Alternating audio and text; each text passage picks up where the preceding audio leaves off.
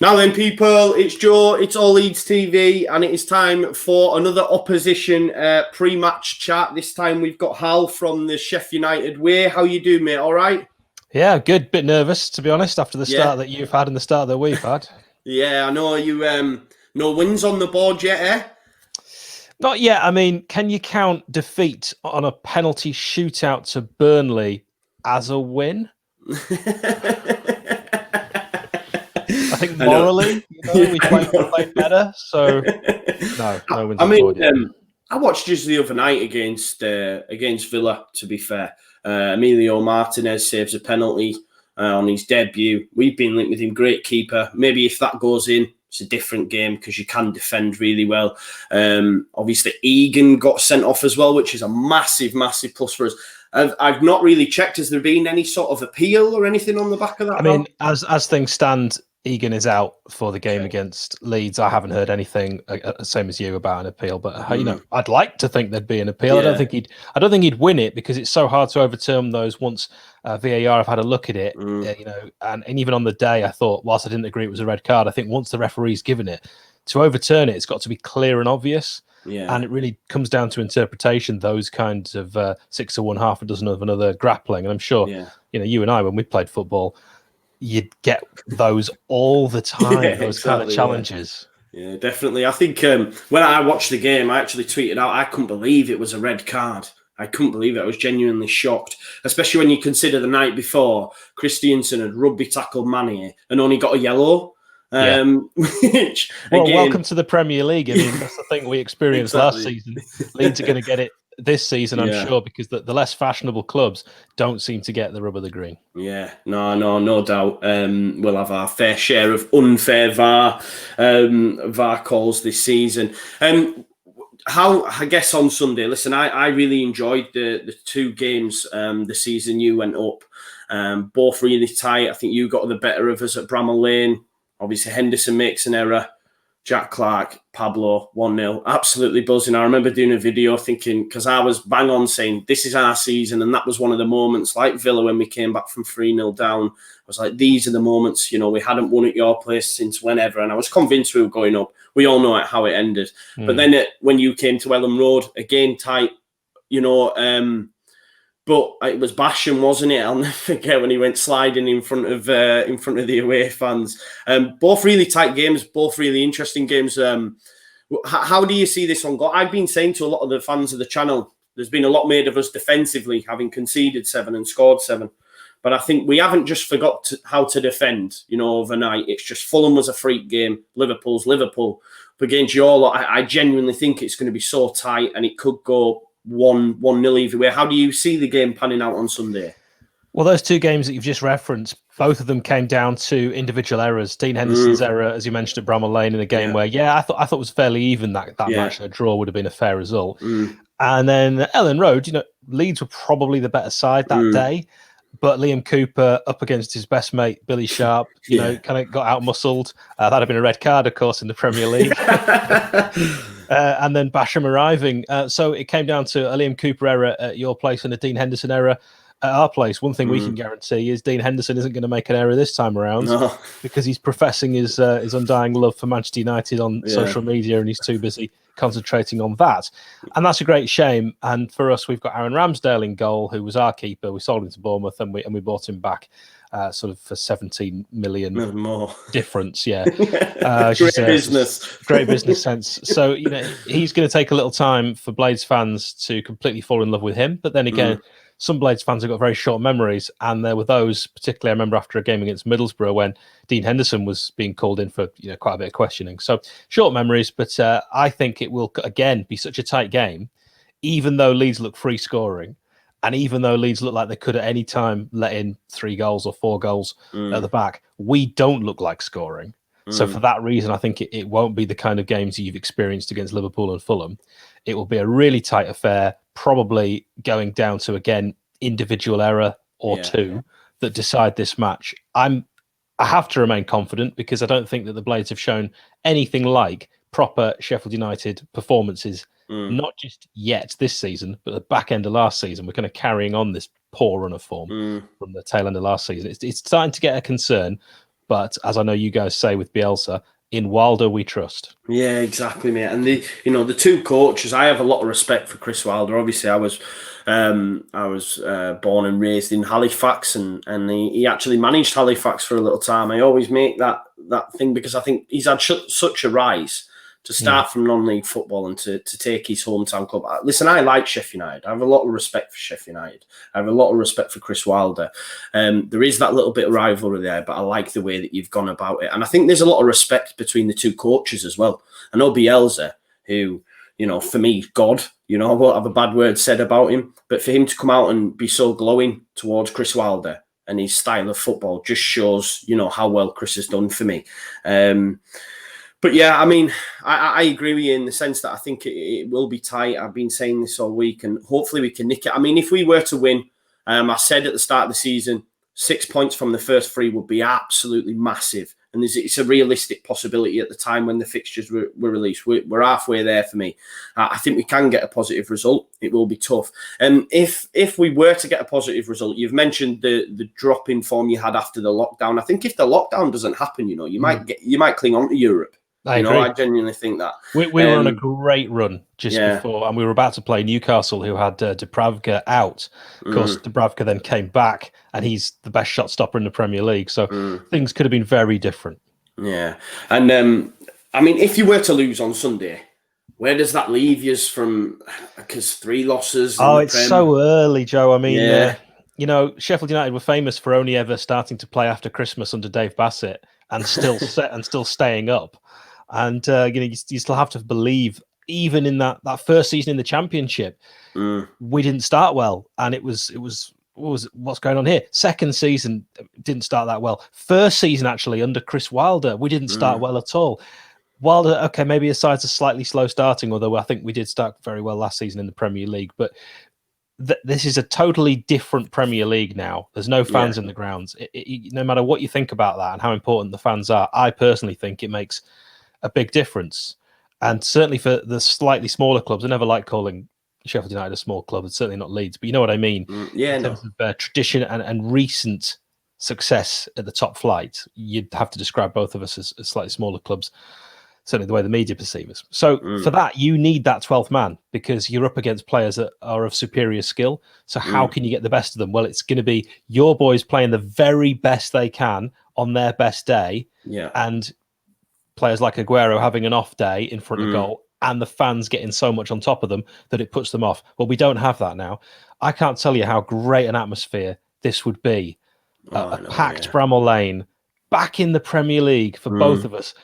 When was the last time Leeds and Sheffield United were both playing a derby in the Premier League? Would it be 94? A long time ago. I keep not right. Yeah, I keep referencing it. I like the feel of the Premier League at the moment, because it does feel like them early 90s stages when I was young and growing up and collecting the sticker books and that, when the likes of the Sheffield clubs were in there. I think it's getting back to that. I'd like to see a Forest return and all that sort of stuff, get some more bigger historic clubs up there. But yeah, it will be a great atmosphere, 100%. In terms of your business this year, what players have you brought in? Who do we need to look out for in your respect? For the game on Sunday, Hal? I think it could both be down to the goalkeepers, because your new goalkeeper has conceded 7 goals in 2 games? 7, yeah. And I thought 2 of them were preventable.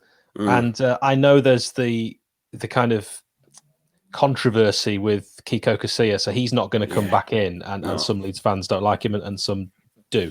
That's just by the by. So we know that you're going to play this young French keeper from Lorient, whose name I can never pronounce. Meslier, I think.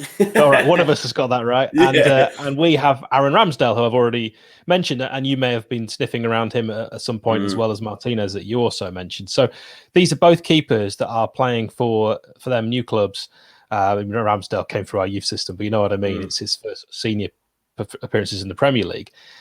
And he has, according to some Blades fans, looked a little shaky. I think they've been quite harsh. Maybe 1 goal was preventable against Wolves, but I didn't think he could have stopped the goal against Villa. It was right in the far corner away from him. It was actually a very good set-piece move. So what worries me then is, I don't want Aaron Ramsdale to get low on confidence and fans to get on his back. It's probably a good thing there aren't fans on the ground for that. Also, one thing for Leeds to think about is the goals we've conceded have been set pieces. And that is very un-Chris Wilder and Alan Nil. We do not concede goals from set pieces. We've always struggled to score goals from set pieces, but now we're starting to let them in a way that we just weren't last season. We were always so good at defending. You mentioned our defending. That's what got us 9th place last season. It was that wonderful record at the back. We still struggle to score goals. Our top goal scorer last season, in fact, I'll throw it out to you. How many goals do you think our top goal scorer got last season? I don't know. You're going to go less than 10 just because you've set it up. 6. 6. Wow. So that's our top goal scorer. And this season, as you know, we scored 0. So we're now not being tight at the back and we're not scoring. Because when we were winning games, it was by the odd goal. And then there'd be the occasional game where the Blades would just suddenly be absolutely on fire and put 3 past Tottenham and Chelsea. We absolutely smashed Burnley as well. And you think, wow, we look like we can score at every attack. And then there's the other games where it looks sometimes like we're trying to walk the ball in. And I know that's so frustrating for fans. And you think, just have a shot. You know, especially when you see on social media, there's clips of players like Sander Berger, who's definitely one of our danger men, smashing in training these incredible goals in from all angles. And he is actually in a similar position to one of these training videos against Villa and doesn't have a shot. Yeah, it's frustrating, isn't it? We've experienced it. I mean, Bielsa's even come and said after the post-match against Fulham that we're being very efficient but not creating a lot of chances, which is unlike us. And he says it's not going to last.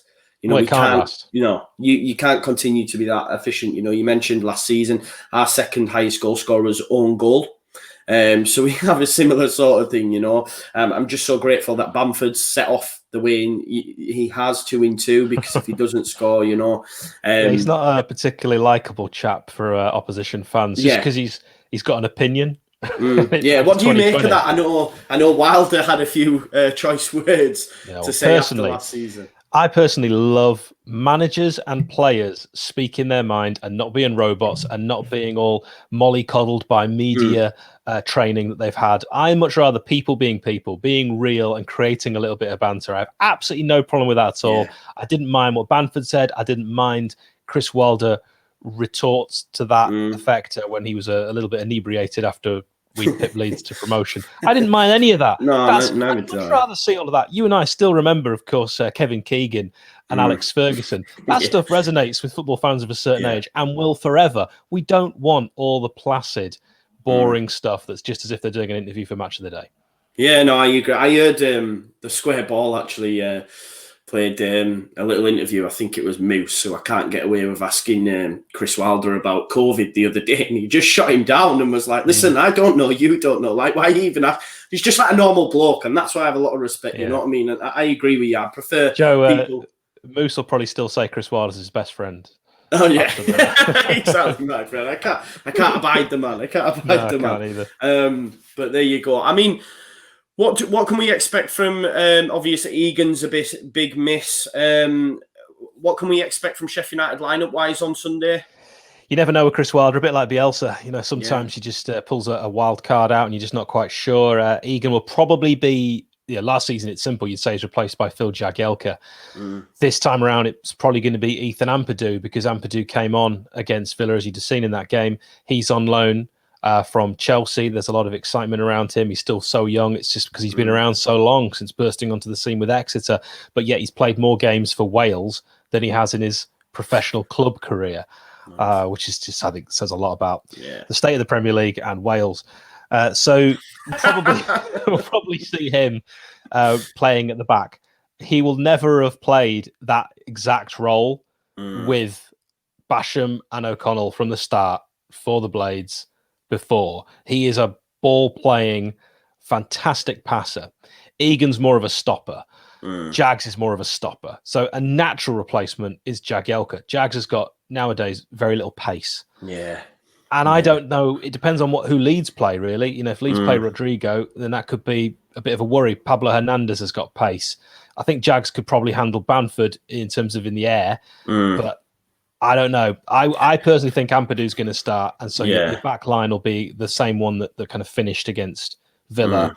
The midfield is going to be a huge question mark because John Fleck went off. earlier that, I mean, John Fleck doesn't normally go off at all. He's an ever-present picks himself. Wonderful performance, very, very consistent. Hasn't looked like John Fleck so far this season. Maybe Ben Osborne plays. He's a bit of a fan's favourite. Sander Berge should play. He was in the deep-lying playmaker role, which is where Ollie Norwood always plays. Ollie Norwood was dropped against Villa. No one saw that coming. Will he come back in? He takes all the set pieces. Would have taken a penalty. It could have been very different. And then John Lundstrom, who's got a contract dispute and fans are getting on his back. Does he start? Missed a penalty. I actually personally like Lundstrom and thought he played very well and was fantastic last season. 5 goals as well from midfield. We need that because he's one of the few midfielders that scores goals.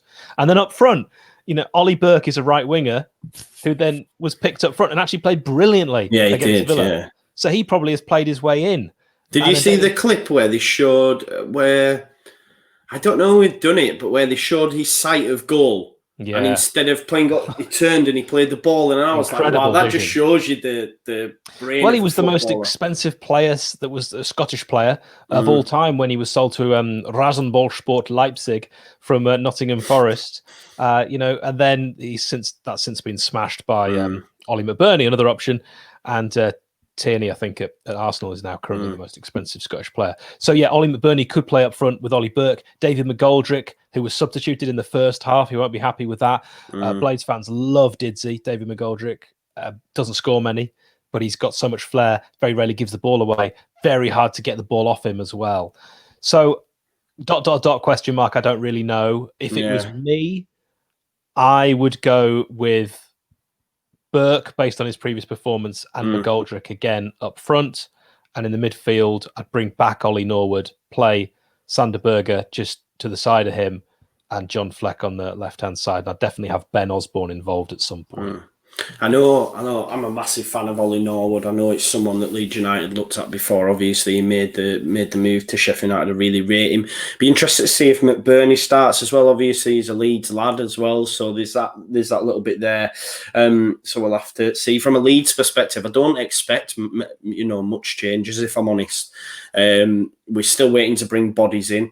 We've been. I think Diego Llorente is going to be done today from Real Sociedad. Yeah. Great signing that. If your football manager's anything to go by, it's a great signing. Apparently, he was on the list of signings that Bielsa requested at Lazio when he famously walked out after a couple of days. So he's obviously got that little bit of history there. And Bielsa's very much, when he likes a player, he'll stick on him. It's why we keep getting linked back to Dan James as well. Obviously, I know he's at Man United at the moment, but whether or not... that'd be interesting now if he came in, wouldn't it? I mean, it's like tarnished his reputation with Leeds fans once you've played for Manchester United. Do quite a lot after that to get back into the good books. I think with Bielsa, though, I mean, if he brought him in, we'd all be of the thinking that he will just make Dan James a top quality player and just make Ole Gunnar Solskjaer look even worse than he already does. So that'll be us. I think that's exactly what would happen. Yeah. Yeah, exactly. So we'll have to wait and see on that. But I think we will line up the same. Koch and Cooper, or Cock and Cooper, however you want to pronounce it. They're going to have. I prefer the first pronunciation. To be honest. They need to continue to work on their partnership. We are missing Ben White. Koch has looked decent, but his giveaway, penalty, the penalty he gave away at I know people are saying it wasn't, but for me it still is. Just because he slid out from about 5 yards up against Joe Bryan. It was needless. So he needs to do some work. Rodrigo started in the first half because Pablo was injured. Don't know whether or not Pablo's going to make this game, and was brought off at half time because he didn't really work in there. So we still do miss bodies, and hopefully we can bring some through the door. But even if we were to bring any ahead of Sunday, Bielsa, they're not going to be up to speed and ready to play in this game anyway. So I think we'll line up with the same lineup as the last game. The only change will be if Pablo's fit, he'll come back in the 10. And I hope he is, because he had an impact on this game last time around. So we need it. I mean, for me, if we can pick up a win, it's absolutely huge. 6 points from the first 3, knowing that you've played, yourselves, a fellow rival who's come up, and the Premier League champions, to get 6 points from that is absolutely huge, because then we've got 2 home games against Wolves and City, which will be difficult. And it's a bit of a free hit. I know I was saying before the Fulham game, it was such a must win, and people were like saying, what you're talking about. It's the start of the season. I was like, yeah, but then if we go away to Sheffield United and lose, we've then got Wolves and City. It's like, where are you getting your first points? Do you know? Because I know I was listening to the radio today, and West Ham have now like a game, like the top 6 in a long list, and it's like, yeah, they might not get points till December. Do you know what I mean? So I hope they get relegated. Yeah, same. I'm the same as you. Is there a risk of? I know it's going to be the tag. Say if you lost on Sunday, it'll be the second season syndrome tag. Yeah, it will be. But your point's really good. Actually, it's really important that you got a result against Fulham, and why does that matter? It's early on in the season. Well, the points are the same at the start of the season as they are at the end of the season. It's 3 points for a win since that rule came into effect, kids. So I think that it wouldn't be panic stations, but the reason I think the Blades are going to win is because this is a 6-pointer, and they always are against Leeds. We're either both going for promotion, or this looks like the start of this season for us anyway, going to be trying to avoid relegation. And really, until you're an established Premier League side, Sheffield United, Burnley, Stoke when they were in there, no matter where they finished the previous season, you start the next season thinking you want to finish 4th from bottom at the very minimum. So for us, it's about, first of all, avoid relegation, and then let's see where we can go. So this is a 6-pointer because on paper, the promoted sides are always the sides that are favoured to go down as well. So you'd have to say Leeds are there with us in that potential discussion for relegation. I personally don't think Leeds will be in the relegation bother this season at all. I actually think they're going to do a Sheffield United and finish in the top half of the table. I think you should be very excited with the players you're bringing in. There's not a single one brought in apart from Rodrigo that I don't think is a really good signing for them. And there's more to come, I'm sure. And Bielsa kind of knows what he's doing. So I personally think we will win because we have to win. we can't lose. We can't have 3 defeats in the trot. And on paper, I hate saying that phrase, but I've said it too many times now. As a fan and as players, I'm sure, you look at your fixtures and you go, right, we'll get 3 points there, we'll get a point there. And Leeds at home, Sheffield United have got to be saying, based on the fact that we finished 9th in the Premier League last season, we've got to be getting 3 points here. Yeah, no, I agree with you, Hal, man. Especially with your own club. That's what I'm saying. That's why when I looked at them first 3, I was like, look, it's realistic. We, as a Leeds United fan, maybe it's a little bit of arrogance. I don't know, but I just see us bigger than scrapping for a relegation dogfight, and I genuinely feel we'll get top half. But again, I'm with you. Is that all that matters as long as we're 4th from bottom? I don't care. Do you know what I mean? But I just think we can go one better than that due to the Bielsa effect. Yeah, and Joe, like us, you don't want Europe until fans can go again. No, yeah, definitely not. Don't want that. That was what it tempered it a little bit for me when we didn't make Europe. I was like, well, that couldn't have gone anyway. Yeah, well, there's that in there. It's been. I can't see the wood through the trees at the minute either. It doesn't look like we're going to be back anytime soon, which is really frustrating. It is frustrating because this game, you'd rather it had been when fans could go back, which hopefully is soon. I mean, it doesn't look like it's going that way, but maybe after Christmas, you just never know. I want to be back at Bramall Lane for games like this. Yeah, definitely. It's one you look out for us Leeds United fans. You've said you fancy Sheffield United to get a result. How do you see you getting that result? What do you think the scoreline is going to be on the weekend, Hal? I'm going to ask you to stick your neck out. Well, we're always better at Ellen Road, really. I've watched so many fantastic Blades victories there. One of my favourites ever was put 4 past you with Danny Webber scoring on his debut, Neil Warnock on our bench, and of course those 2 names I've just mentioned you know quite well. Even Nick Montgomery managed to score in that game, who grew up a Leeds fan, played for the Leeds City Boys, I think, and the Leeds United youth set up, and then didn't make it at Leeds. Came to Sheffield United and is the most Marmite player we've ever had. Fancy they loved him or hate him, but he scored against Leeds. So love him for that. Anyway, I just wanted to mention those because they make me happy. I think just to get them little digs in. Yeah, just get them in because I might not be able to after Sunday. Although I'm obviously going to be optimistic. I have to. It's my club. I'm representing the Blades here. So I can see us getting a win. I can see it being 2-0. I know you'll think you'll score. Obviously, you've looked like scoring every time you go forward, but you've also looked like conceding. If we play anything like Sheffield United under Chris Wilder over the past 3 years, not the past 3 games, we will be steady at the back. We don't concede when we play properly. So I'm hoping we get back to basics. No more messing about. I don't know who this Sheffield United team is that's played the first 2 games because it's not my Blades. But if they turn up, and I think they will, because Wilder will definitely have had a few stern words, then if we play to our fullest potential, we win this game. Nice, I love that, mate. If any Sheff United fans will be like, yeah, I'm having that. I just see, yeah, for me, it'll be, I think it will be really, really tight. Really, really tight. And I think we might nick it. I think it could be 1-0 Leeds United. I said this, though. I think it could go either way for me. But I'd love us to pick up 3 points and then go with that rhetoric. People, I can imagine straight after the game, second season syndrome for Sheff United. They're going down. I can sit and revel in it. I can also see that every time you do these opposition views, no one's going to predict a defeat, I don't think, for their own team, and you're always going to predict a win for Leeds, and you're going to predict 38 wins.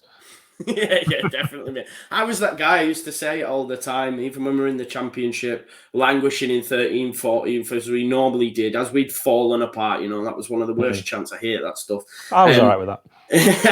I was the one that would be going, right, if this person if these lose and we win the next 3, we'll finally get in the playoffs. It was a brutal time for a Leeds United fan for a long time. But and we can relate. We went down to League One as well and stayed there far too long. You don't have a city rival. Imagine if there was another team in Leeds and they pipped you to promotion to the Championship. When you finished third and they finished second, that we went through that agony. And of course, we always lose playoff finals. I know you know the pain of that as well, although we've been through it more times.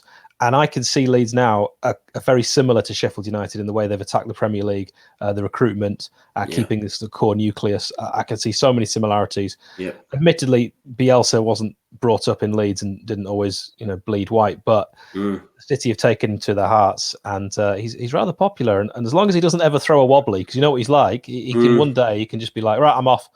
As long as he doesn't ever do that, I think you're in safe hands. Yeah, I think he'll go down. It wouldn't surprise me if there's a statue built in such a short space of time. But wherever he goes, he has this thing, like Newell's. What was he there 2 seasons? The stadium's named after him. He's done a lot of stuff for them afterwards. But I think does it worry you when you look at how long he stays at clubs? Yeah, I mean, this will be the longest term he's stayed with the club. He's really fell in love with it. But I'm under no illusions. I keep saying it to the young fans as well. I have this to be able to convey my opinions, but also try to temper stuff. But people need to enjoy it, because next season he probably might move on. The only way I see Bielsa staying is if we're top half, with a realistic possibility with further injection that we could knock on the door of Europe, at which point he goes, I'm going to stay. However, if we were to just stay in the division, not really go anywhere, I think he might look at it and go, right, I'm going to move on now. And then we worry about who's next. Yeah. I think also one thing I will just add, if Sheffield United do have a really, really terrible season and worst case scenario go down, there's no chance of Chris Wilder and Alan Neil being sacked. I just want that on record, because they are gods in Sheffield. Yeah, and I've made that point as well, because no doubt it will come. I've said all season that Leeds United could be on the end of spankings. We could play City and get beat 4-5-6 due to the manner in which we play, but that's okay, because we'll take a lot of scalps along the way. But I just dread that time when I open up Twitter and there's a Bielsa out hashtag or something. I'm like, no, please. But I think it's generational, isn't it? But people need to enjoy it. You got to enjoy it. But you're playing like 1970s Brazil at the moment, aren't you? And it's just if we score 3, you'll have to score 4 to beat us, that kind of thing. It's exciting to watch.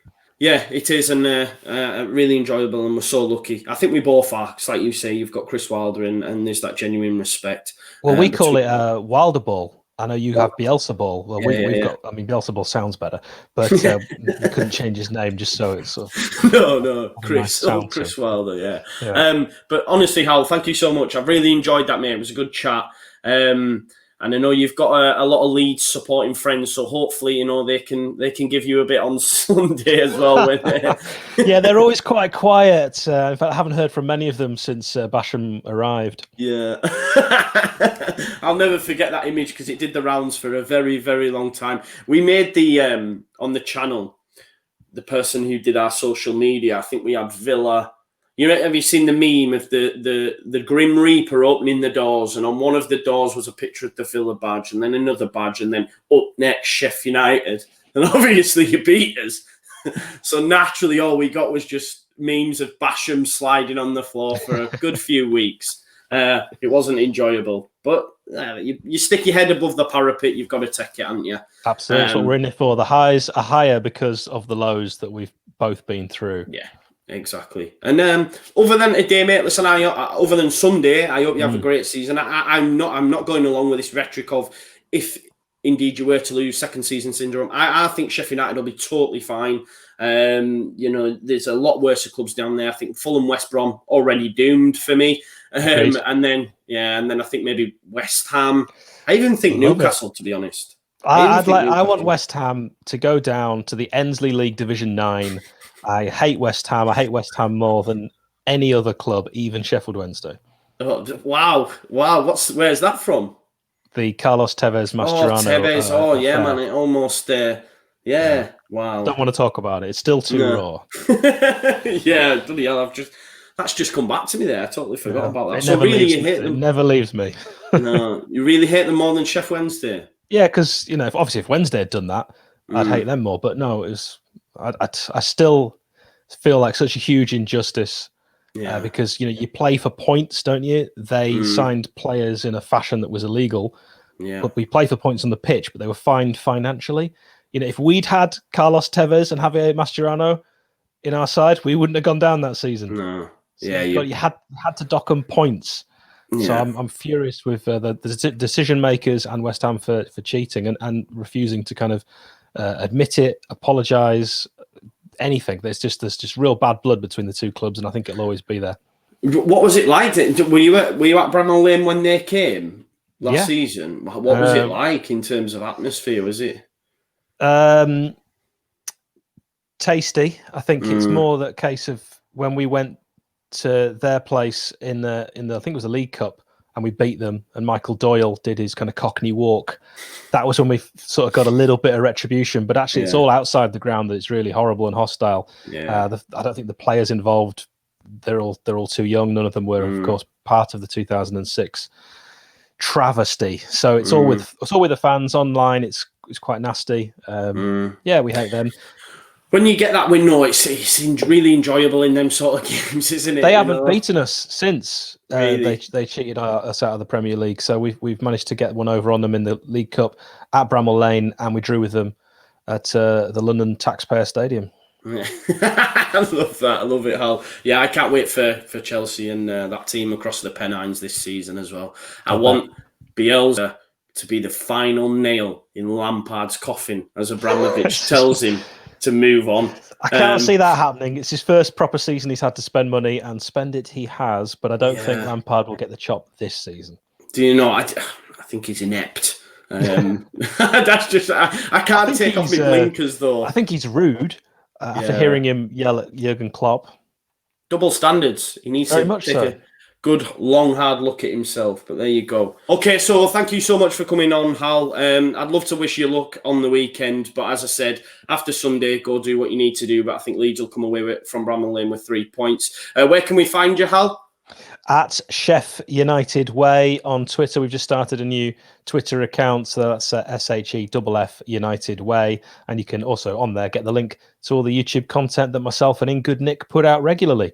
Cool, good times. I think we're going to do an opposition post-match after the game as well. I don't know if Nick or yourself's going to do that because I know Nick's otherwise engaged at the moment. But I'll put all links in the description to their stuff. Make sure you check them out. Top lads. And I've really enjoyed it. And I will see you in a bit.